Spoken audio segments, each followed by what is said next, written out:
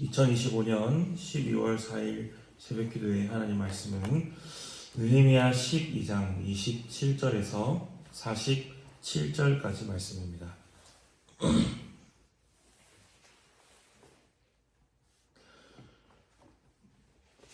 봉독은 27절에서 30절까지 그리고 43절 말씀을 대표로 봉독하도록 하겠습니다.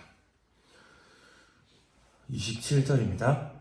예루살렘 성벽을 봉헌하게 되니 각처에서 레위 사람들을 찾아 예루살렘으로 데려다가 감사하며 노래하며 재금을 치며 비파와 소금을 타며 즐거이 봉헌식을 행하려 하매 이에 노래하는 자들이 예루살렘 사방들과 느도바 사람의 마을에서 모여들고 또 벳길갈과 게바와 아스마의 들에서 모여들었으니 이 노래하는 자들은 자기들을 위하여 예루살렘 사방에 마을들을 이루었습니다.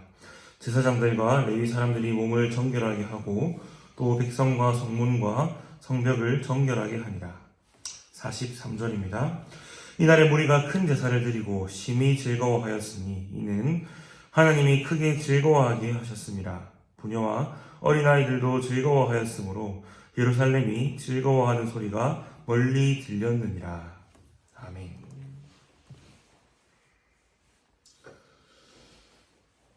어릴 적에 부모님과 함께 순천에 있는 나간읍성을 여행 간 적이 있습니다.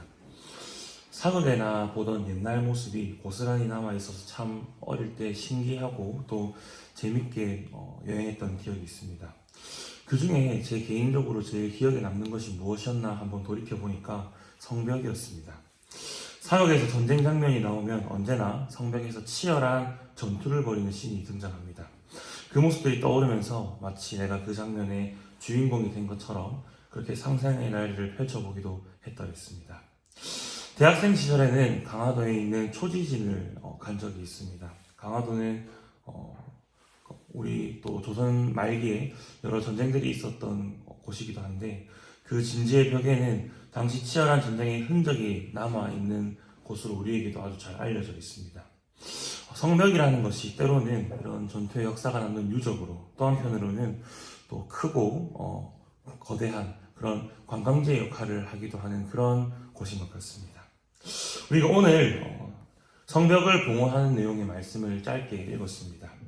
그렇다면 과연 오늘 말씀에 등장하는 이 예루살렘 성벽은 어떤 역할 그리고 어떤 의미를 했을까요? 이 성벽은 말하자면 일종의 국경 역할을 했다라고 할 수 있습니다. 국경이라는 것은 나라와 나라 사이를 구분하는 경계선이죠. 예루살렘 성벽이 국경 역할을 한다라는 말은 성벽 안과 성벽 밖이 다른 나라다라는 의미이기도 합니다. 성벽 안 예루살렘은 하나님의 나라이고 성벽 밖은 이방 나라입니다. 물론 온 세상이 하나님이 다스리시는 곳이긴 하지만 하나님 나라인 예루살렘과 이방 나라들은 본질적으로 그 성격이 전혀 다른 나라입니다. 예루살렘은 거룩하신 하나님의 제사장 나라이고 하나님을 왕으로 섬기는 나라입니다. 그렇기 때문에 이 예루살렘은 하나님의 법과 질서 안에서 통치되는 거룩한 나라요, 거룩한 영역이라고 할 수 있습니다. 예루살렘 성벽이라는 것이 이 예루살렘은 하나님이 다스리시는 하나님 나라다. 이것을 눈에 보이게 나타내는 하나의 구조물이었다라고 우리가 이해할 수 있는 것입니다. 그리고 예루살렘 성벽이 이런 의미를 가지고 있기 때문에 성벽이 무너졌다는 것, 그리고 성벽을 재건하고 또 하나님께 성벽을 봉헌하는 일들은 중요한 의미를 가집니다. 예루살렘 성벽이 무너졌다. 다른 말로 하면 하나님의 나라가 무너졌다라는 의미입니다. 이방 나라와 구분이 사라졌다라는 뜻이 되기도 하겠죠.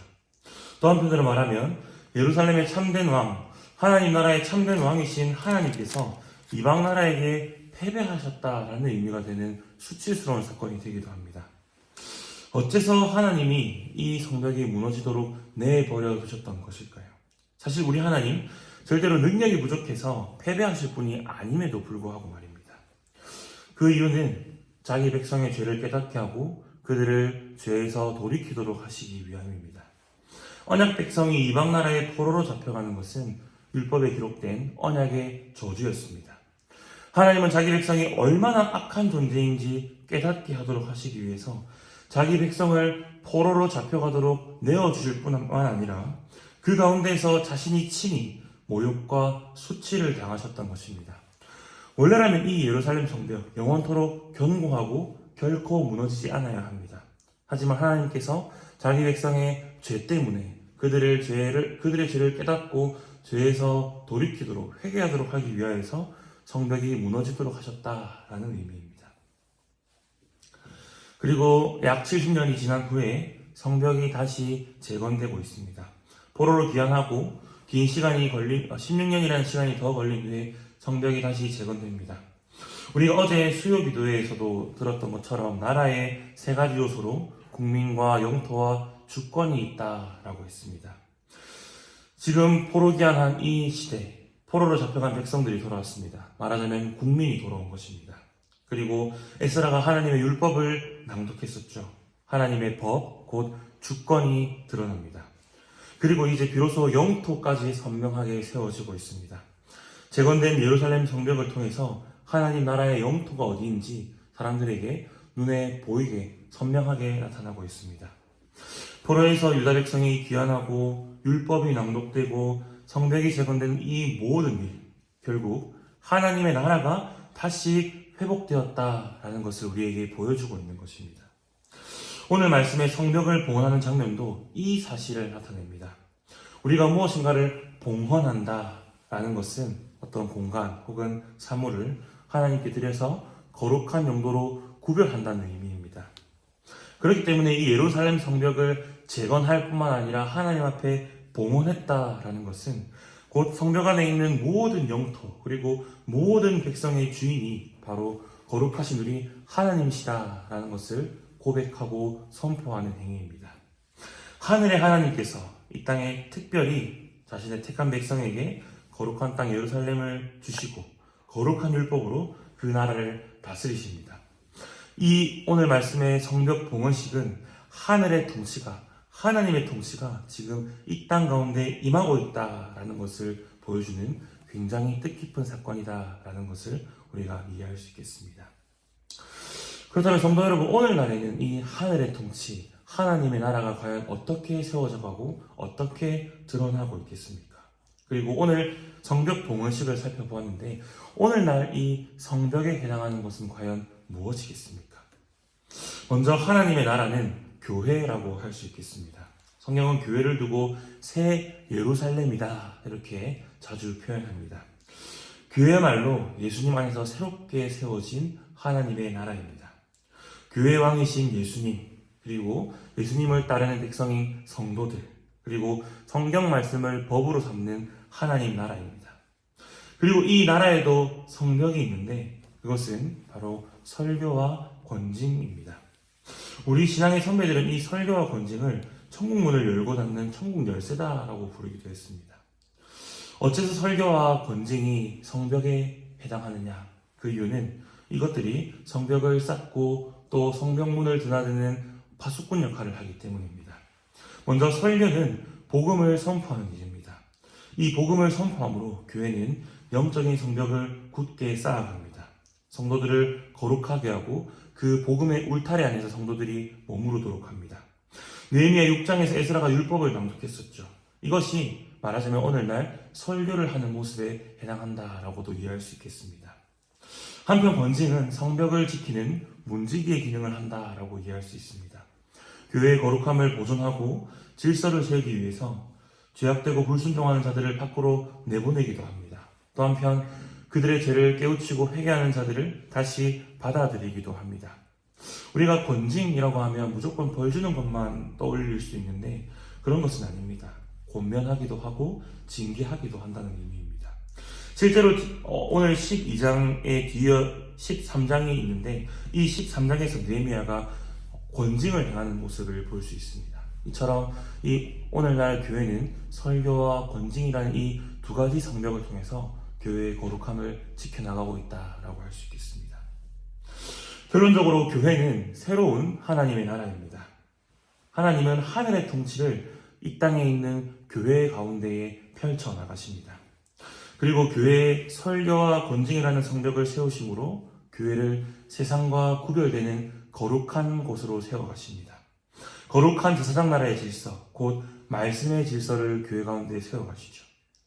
만일 교회 가운데 참된 복음이 선포되지 않는다면, 그리고 합당한 권징이 시행되지 않는다면, 교회는 세상 나라와 구별이 없는, 세상 나라와 다를 바 없는 아주 혼란스러운 곳이 되고 말 것입니다. 하지만 교회가, 하나님의 나라인 교회가 설교와 권징으로 그 성벽을 굳건히 세워나간다면, 교회는 거룩한 제사장 나라로서의 정체성을 가지고 하늘의 통치가 실현되는 하나님의 나라로 굳게 서갈 수 있을 것입니다. 오늘 아침 우리가 이 사실을 기억하면서 함께 기도하면 좋겠습니다. 교회는 새로운 하나님 나라로 부름받은 공동체입니다. 교회는 마땅히 세상과 달라야 합니다. 교회에서 하늘의 통치, 하나님의 다스림이 드러나는 것이 마땅합니다. 그렇기 위해서는 교회의 성벽이 굳건히 세워져야 하겠죠. 천국열쇠라고도 부르는 이 설교와 권징이 잘 작동하여서 교회가 거룩한 공동체로, 무엇보다 하나님의 통치와 다스림이 실현되는 공동체로 서갈 수 있도록 우리가 기도해야겠습니다. 무엇보다 나 자신이 먼저 하나님의 다스림을 받는 자로, 거룩한 자로 서갈 수 있도록 기도합시다. 그래야 해서 나 자신과 우리 교회를 하나님께 거룩하게 구별하여 올려드리는, 우리 자신을 하나님께 기쁘게 봉헌해 드리기로 결단하는 우리 모든 성도님들, 우리 교회 되시기를 주님의 이름으로 축복합니다. 함께 말씀을 위해 기도하시고, 목요일 공적 기도 제목은 교회 10분을 위한 기도입니다. 교육자, 장로, 권사, 집사를 위해 기도합시다. 이 모든 직분은 결국 교회를 바르게 세워나가기 위해서 하나님이 우리 가운데 선물로 주시는 것들입니다. 직분자들이 맡은 바 역할을 잘 감당하여서 교회를 잘 세워갈 수 있도록 기도하시고, 또 알게 모르게 뒤에서 교회를 섬기는 모든 성도님들 가운데 하나님 선한 것으로 갚아주시고 위로하여 주시옵소서. 함께 기도합시다.